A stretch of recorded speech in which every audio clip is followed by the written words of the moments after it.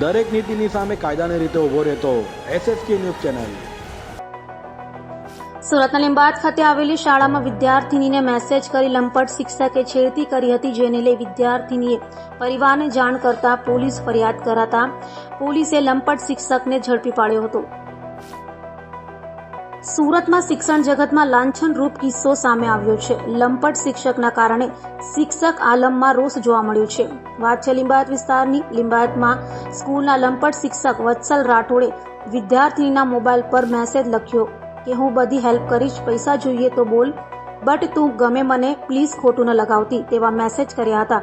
બીજી તરફ વિદ્યાર્થીનીએ શિક્ષકને મેસેજ કરી એવું લખ્યું કે સર તમે તો મારા ગુરુ છો, છતાં શિક્ષકે વિદ્યાર્થીનીને મેસેજ કર્યા હતા અને પૈસા જોઈએ તો બોલ, તું મને ગમે છે અને મને આપ તેમ કહ્યું હતું, જેથી 20 દિવસથી મેસેજ કરતા લંપટ શિક્ષક વત્સલ રાઠોડથી કંટાળી વિદ્યાર્થીનીએ પરિવારને જાણ કરતા પોલીસ ફરિયાદ કરાઈ હતી અને લીંબાયત પોલીસે લંપટ શિક્ષક વત્સલ રાઠોડની ધરપકડ કરી કાયદેસરની કાર્યવાહી હાથ ધરી હતી।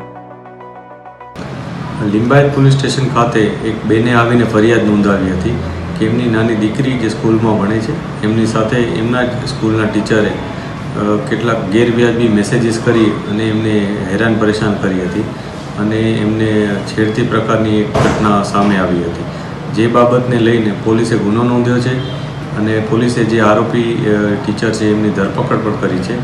આ ઉપરાંત જે નાની દીકરી છે એમનું કાઉન્સેલિંગ પણ કરવામાં આવે છે, જેથી એ સાયકોલોજીકલી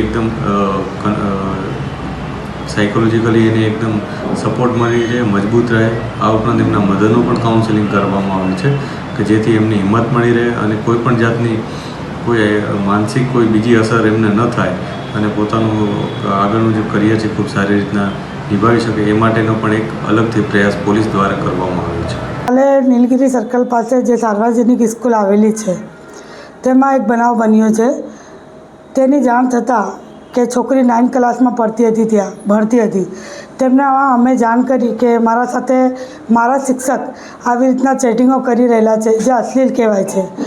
તો તેણે અમને જાણ કરી અને અમે જે ચેટિંગો વાંચી અને તેને પછી અમે લોકો લીંબાયત પોલીસ સ્ટેશન લઈ ગયા અને લીંબાયત પોલીસ સ્ટેશનમાં અમે એમની ફરિયાદ દાખલ કરી।